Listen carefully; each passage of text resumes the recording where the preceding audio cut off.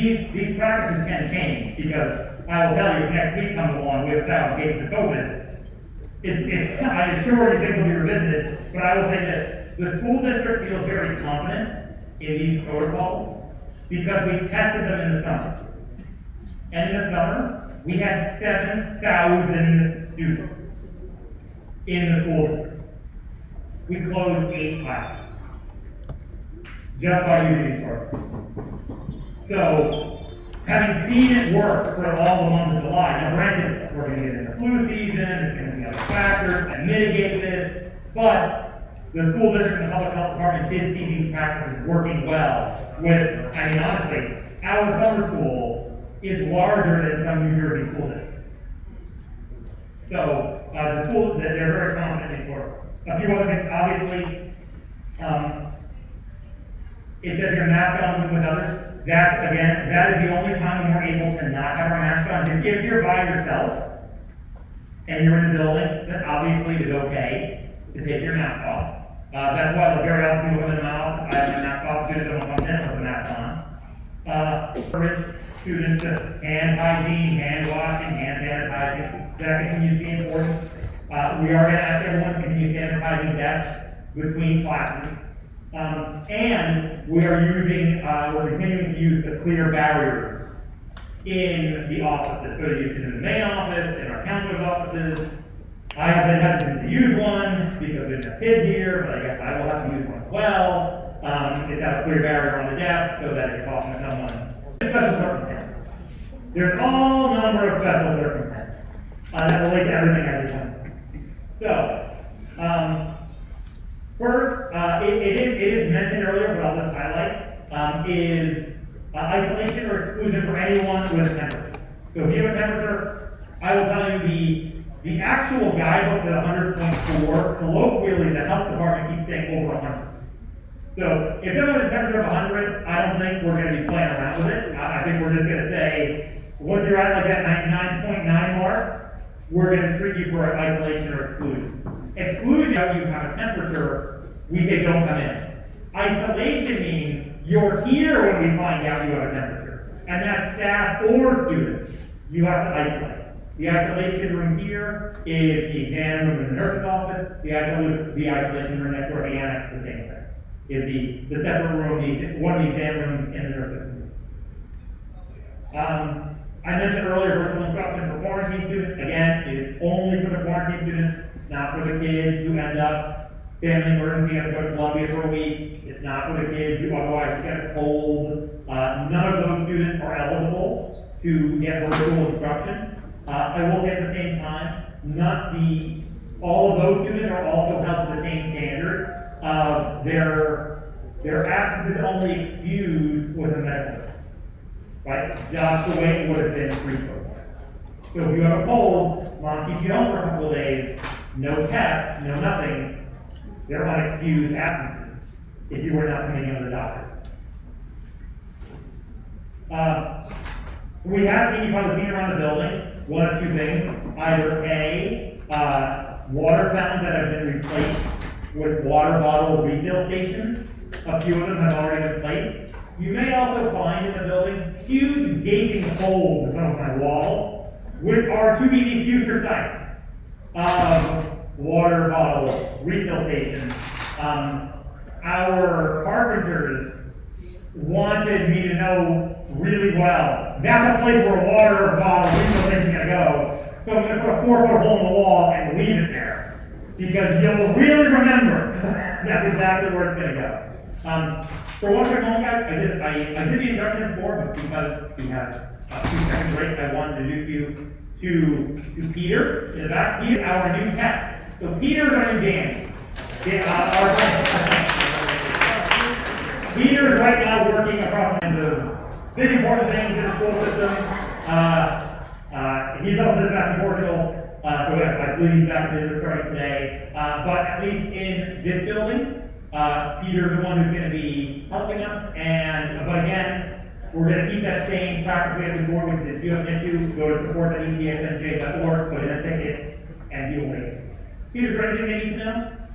I was in some of the classrooms earlier. I fixed some of the problems already, but it's an ongoing endeavor. Awesome. Thank you. Thank you. I'll say that actually, the very brief survey I'm gonna have you do at the end of the day, that's actually part of it. I asked you to give me check marks. Can I print, can I get it in PowerPoint, can I get it on? All special circumstances when it comes to masks. So what the guidance has been from the health department is that in dance, band, and in band and chorus, with the teacher's permission, if the teacher feels comfortable. When I wrote this presentation yesterday, that was the same policy for phys ed. Phys ed changed last night. Last night they said, you know what, no, phys ed keeps the kids in masks unless you go outside. Honestly, I kind of suspect that a little part of that is because they're really incentivizing schools to not do indoor phys ed. And they know that we can do masks up outside, more people are gonna take phys ed outside. So outside, we can take off our masks. So many of you saw last year, for example, because it was the standard. Last year, very often during dismissal duty, when I was outside, dance being held to the same standard as phys ed. So that means for dance, unless we're outside, the mask should stay on. For phys ed, I know Joe P sent out a message last night. I think some of the phys ed users may have seen.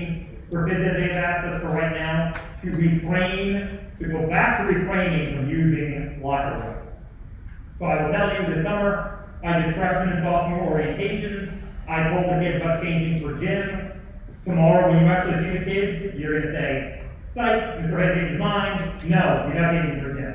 When we go back to changing for gym, because obviously it's very hard to keep kids socially distant in the locker room, we'll save it for right now. Kids will have to do a much lighter form of gym, and it's gonna end up being in their regular gym. Lunch. I get more questions about lunch than any other topic. Lunch is important. So, the school district, actually not school district, the health department standard is 3 feet apart if you can. And if you can't, do whatever you have to do to keep your building open. That is the standard. You are not, basically they're telling the school, you are not allowed a virtual option. That option is off the table. So, whatever else needs to be done to keep your high school principals and manage like high school cafeteria, it's kind of hard to sit everyone all facing in the same direction. So they've encouraged us to use some practices. We are going to do some things in this building to exceed some of these requirements, just to help students and parents feel safe. Except the kids are going to be distanced. Right? We're going to encourage, if we only have 115 kids in the cafeteria, let's not all sit next to each other, right? Let's space ourselves out. The cafeteria holds about 400. So, so it's all lunches at Jefferson, so the fourth, fifth, seventh, not yours, those are the small ones. Now, sixth period here at Jefferson, which is going to be this whole one, that one is a little bit of an issue. The reason is, that lunch is temporarily very large. Because seniors are going to be getting an early dismissal. And I know seniors. And the school district authorized seniors to get out 7th and 8th period. The school district authorized. Now, I know high school seniors, so that means every senior is going to beg, borrow, or steal to get 6th period lunch. Because if I'm early dismissed at 8, and I have 6th period, our seniors right now will have a 7th period class temporarily. It's their Apex Financial Literacy class. Tomorrow we're going to be doing assembly with students, and I'm going to tell seniors, when this class is done, this 7th period class, the faster you work, done, it would be seniors. So what we're going to do is tomorrow I'm going to share, in that case we are going to do staggered eating.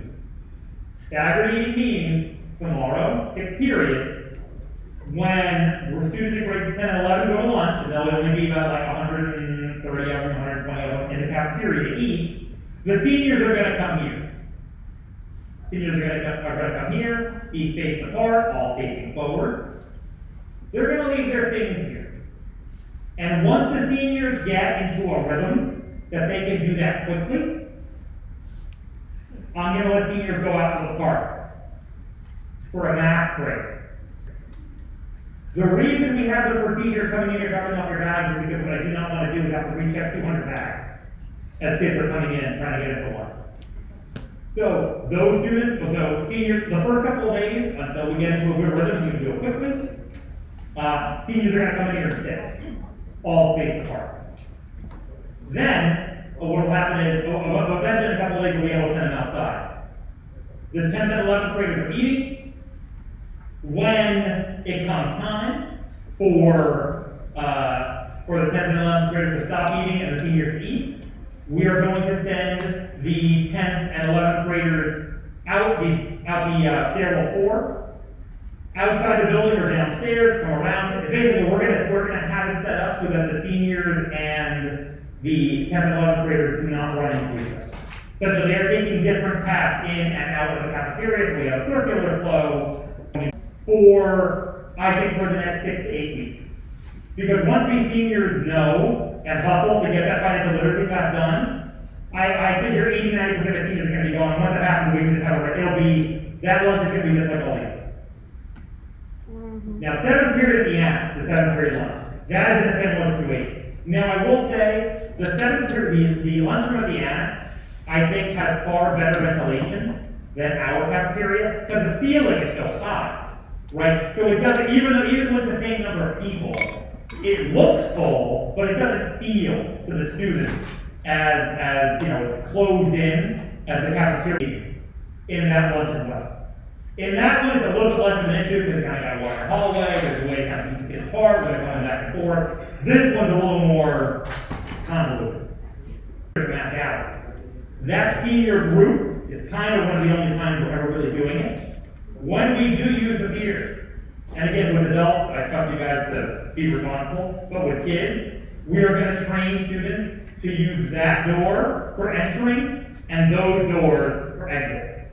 To again, avoid having a bunch of people all bunching up, which is going to become the greatest problem. Going into lunches, in the hallways, kids bunching up, being still wearing a mask. That'll be one of the going to be most difficult. At least your question.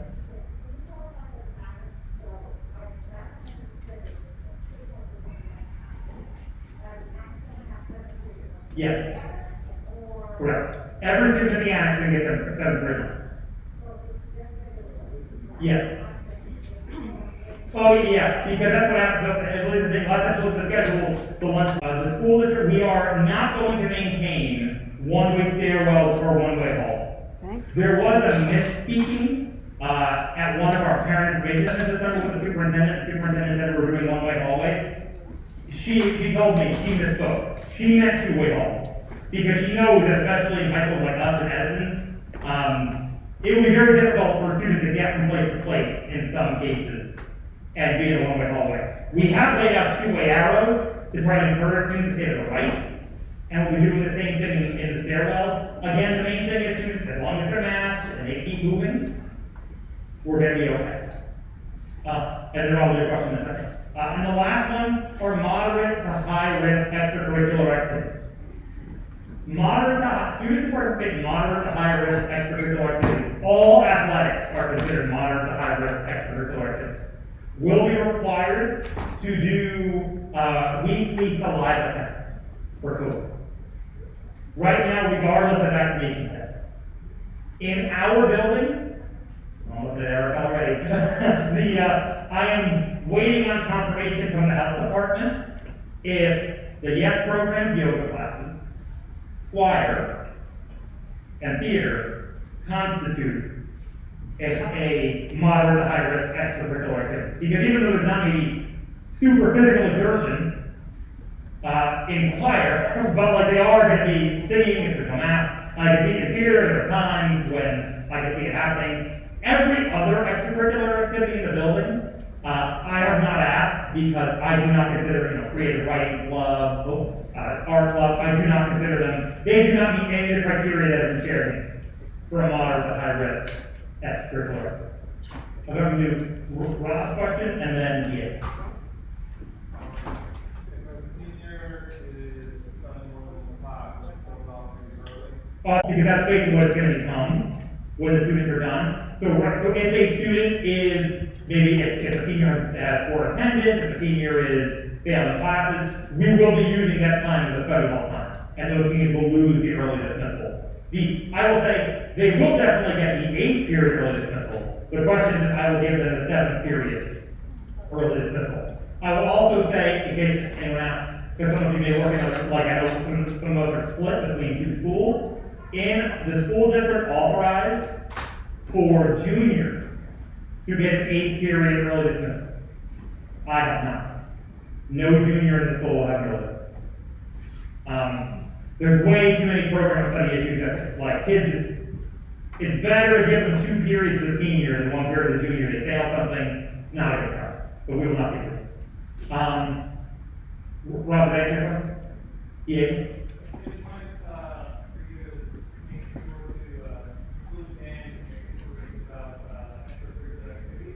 Okay. Marching band is, I can tell you. Yeah. It's regular band, I can tell you. Sure. Cool.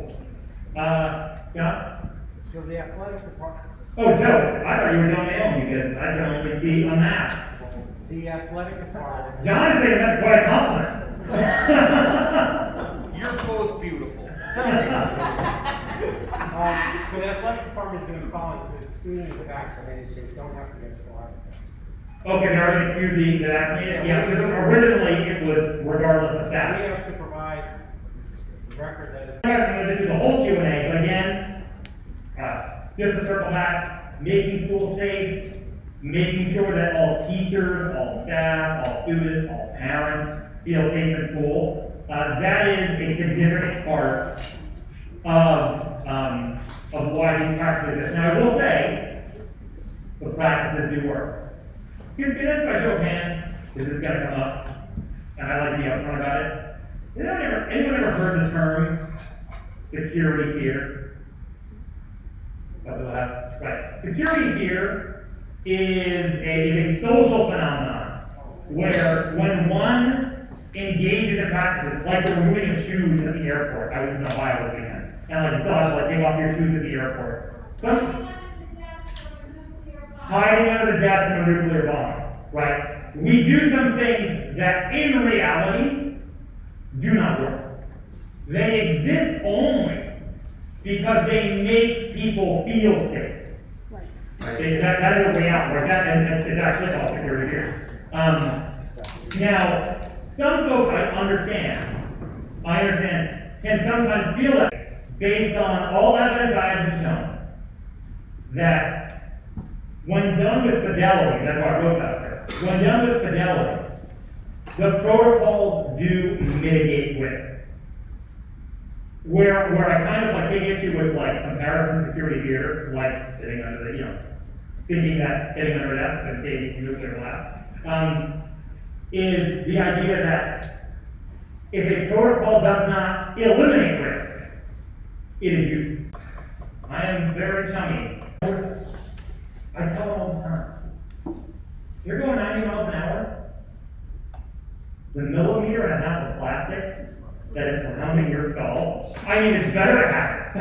I'm not going to say don't wear it, but I think if you're going 90 miles an hour and you're going into a truck and you're wearing a millimeter and a half of plastic around your skull, I'm thinking that's the least of your problems right now is whether or not you have really eliminated or mitigated risk.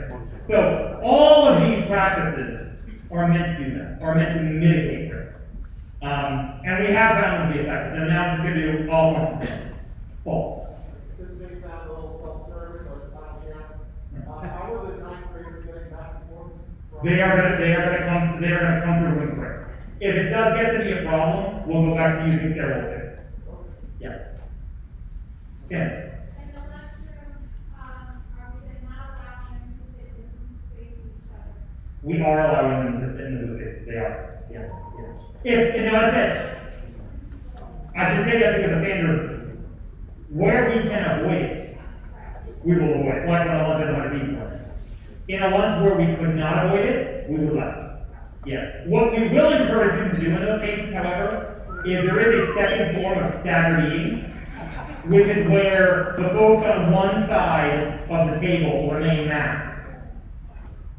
And the folks on the other side of the table take off their masks and eat, and then we switch off. Right. Again, mitigating risk versus eliminating risk. I will say, the hope is that it shouldn't be too much of an issue. I will tell you guys, if it got to be a major issue, there are something that I could do that I really hesitant to pull the trigger on. I am very, which is theoretically, all the, it would be very, I could theoretically just, no, it's not using much. We're gonna leave that period anyway. I can just say, no, I'm not gonna operate it out. Or like if it were a really emergency situation, I would say, okay, you know what, done with your financial literacy or not, dismiss you all early now. If there are certain things in an emergency situation that, if it gets to be that, I can do. But that 6th period lunch here and that 7th period lunch at the annex are the 2 ways to concern. Rob? What's the guidelines for saying that that's in a classroom? I'm sorry? What's the guidelines for saying that's in the classroom? Ah. And also, what is going to be the max students or max people limit in the classroom? So, 2 things. So, there is really how you set up your classroom is completely up to you, except we're asking you to space them out as much as you can.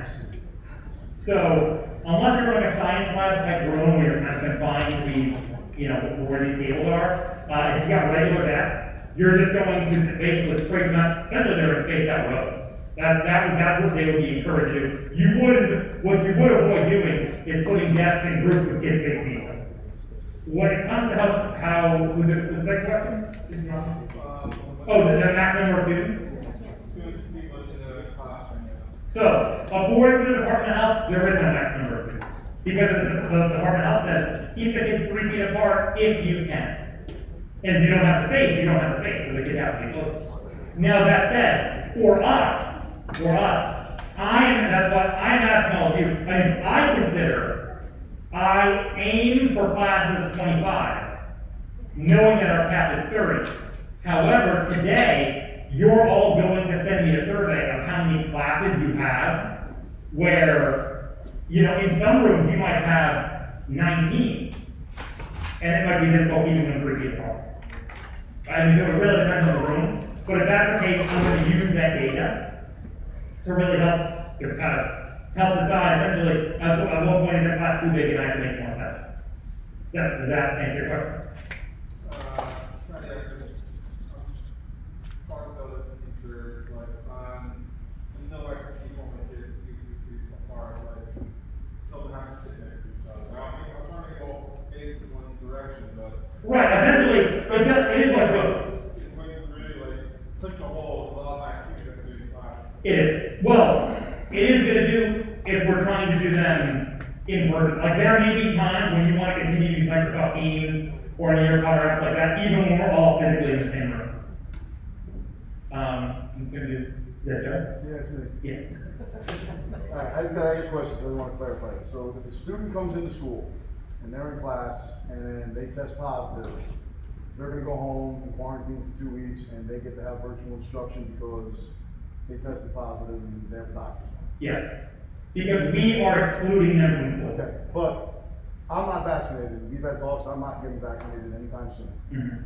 So if that student is now home on virtual instruction because they're sick and they have a doctor's note, I have to stay home for 2 weeks and quarantine and not get paid and can't teach virtually. So one, No, you can pay. I'm getting paid, but I'm losing sick days. You lose it. I'm losing 14 sick days. Yeah. Am I teaching while I'm home to that student that's at home being that's learning virtually? Am I instructing class? I can't be in school. So I can tell you, I know the union is asking about this idea. Basically, if a teacher is not vaccinated, or due to sport for whatever reason, and they have to, they have to quarantine, but they feel well enough to teach at home. Because that's really the issue. Essentially, there's 2 factors. One is the school district doesn't want to make the assumption that if you're going home and quarantining, you're automatically well enough. Because their assumption is playing for the worst case scenario, they assume you're not going to do well enough. So that's first. Second, the difference is, but it's a plain simple truth of it, the kids are forced to be. Right, the student is given the option to learn virtually, because we essentially tell them, you have to come to school, and if you don't come to school, I can have your parents in the court. We are all here for choice. And so, we are lucky enough that, like, school districts, the most public schools have a pretty generous sick-day policy. And so, in this case, that's what we have to use. But I mean, that is the answer. It's completely unfair. Everything's being funneled to punish anybody that does not comply to get a mandated vaccine that's experimental. Yeah, I would probably argue, well, I really would not want to debate right now, but here's what I'll say, guys. When it comes to, because again, I do like to call things what they are. What I will often argue is, if many procedures are designed, and I liken it a lot like having a driver's license, many of the procedures are kind of designed to potentially make things very inconvenient. If you are not vaccinated. I'm absolutely observing it. And I say that very similar to, technically, no one in this room has to have a driver's license. But the government makes your life extremely inconvenient. You do not have a government photo ID. Most people get the driver's license. They are very comfortable. People that are vaccinated are still getting sick. That's right. So, are we testing anybody that's vaccinated? Because anybody that's vaccinated can still come in here sick and pass it on to anybody. I bet one of my friends got vaccinated and passed it to her daughter. Right. So everybody everybody in this room, whether we're vaccinated or not, can come into this building positive. Right. So here's what I'll say. We're being held against it because we didn't get vaccinated. Right. So here's what I'll say. And guys, and this is. And Mike, I have all the respect for you. I think you're the best administrator I've ever worked for, professionally and personally. So none of this is directed towards you. I want to make that clear. Like, you're just an intermediary between me and anybody else that feels this way towards the higher ups. So I just want to make that clear. None of this is directed towards you personally, but everybody in this room that's been vaccinated did so by choice. Anybody that's going to be forced to, because we're going to lose our jobs, our benefits, sick days, and stuff for us and our family, that's coercion. All right? It's extortion being told that we're going to have to pay for it if the federal government doesn't pay for it. Yeah, and Taking us to something in our body that we don't want is rape. I'm sorry. And so that's what I'm going to say, because obviously, this is a huge debate. This is going to go on. I will tell you, based on all my years as administrator, like I am now at the point when I read a certain policy, you're like, ooh, that's going to work. Like someone's going to challenge any kind of policy, like I automatically know. But here's what I will say. And this is not me. You guys, I'll always give you my opinion. I never want to sound like I'm dodging. But I will always say this. My stance has always been, okay, well, you're testing it, okay. So, but Joe is right. I am not a policymaker. And there are infinite reasons why that is true. I am not a policymaker. I am an instrument of policy. And everything that Joe said, like, I assure you, because like we're kind of like working through these policies now, which we're designing and like applying it, like all of these things are being reviewed. Some of them brought by the union because they have reasonable questions. I will tell you right now, because you have a union, so do I. I will tell you, we have administrators right now who are like out with COVID. It's the first day of school. They're not supposed to be working virtually. But if you're a principal and it's September 15th, you're working virtually. That I'm sure is going to get looked at. It's not, again, assuming the person is healthy enough to do it. Kim. Since you're not a policymaker, I'm gonna draft you right now. Go ahead at 2024. There are so many great reasons why that should never happen. If only for the fact that who would want Marcus. I'm not delegating it. Daniel, is there another question? Yeah, Daniel. You need more desks. Yeah, like 15 more desks? Okay, right, great. And your sports leader, so. Is that Angela? Yeah, it is. Okay, question, you said about the lab tables. Yeah. All the things on, they can't face each other and then you pass. So, the lab tables, can students face each other? We are discouraged from having to face each other. if it is, I mean, again, you're gonna be facing kids are gonna talk to each other in class, but it's not like it's gonna happen. What we're trying to avoid is derogatory them. And that meaning, for example, in certain, like a class like in the 300s, is potentially having kids spend some time seated or apart, only dragging their children together for a limited time. Yes, I guess. Okay, I'm ready. Fred. How are you? I have two air purifiers in my office that are not on. What's the use of them? Like, are we gonna be 24/7 with them? What was that? I have two air purifiers in my office that are not plugged in. And I'm just wondering, what's the use of them? Yeah, no, we plug them in. Huh? We plug them in. Plug them in 24/7? Only when you can turn them off when you leave the room. Meaning, like, you don't have to run them overnight when you're not there. Alright, that's what I wanted to find out. Plus, my ice machine has been dismantled, taken off the water supply, and so are we leaving it that way? No, if you could ask Jack, it's going to put it forward. Alright, thanks. Cool. Eric.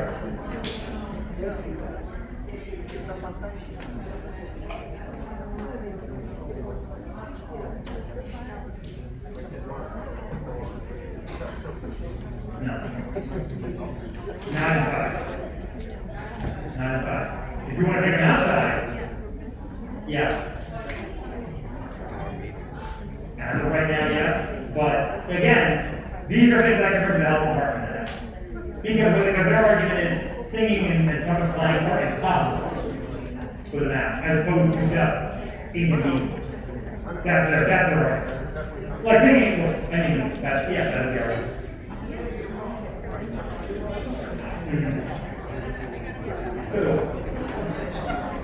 So, guys, hold on a second. So the question was about if the students are in, like, we're doing a stage performance, or the students are allowed to take off their masks. Every other, like, I put up that list of special circumstances. Every time I come up with a new special circumstance, I've got to go to the health department. But because until we go to the health department, then we go with the most conservative answer, which we don't do. Until then. So guys, I'll say this, even though like I'll do more Q&A, but I do think you guys are ready for a break. So if you guys want to take 10 minutes now, we'll be back at 11:05. Okay.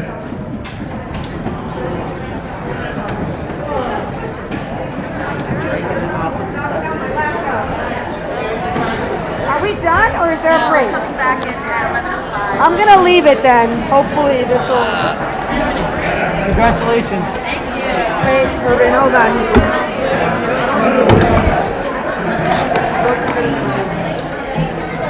Okay. She's great. They're great. Oh my god, what about you? Yeah, they're like ripping. You guys got matching shirts. That's ridiculous. But I love it. Thank you very much.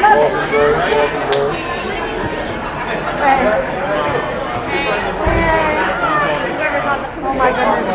Jagon and Satterfield.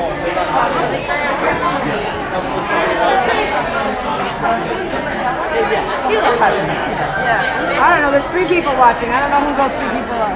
Hey, look at you, Blondie. My back is on fire. I can't. I'm in so much pain. I'm gonna see this up. I'm gonna call. I just started, but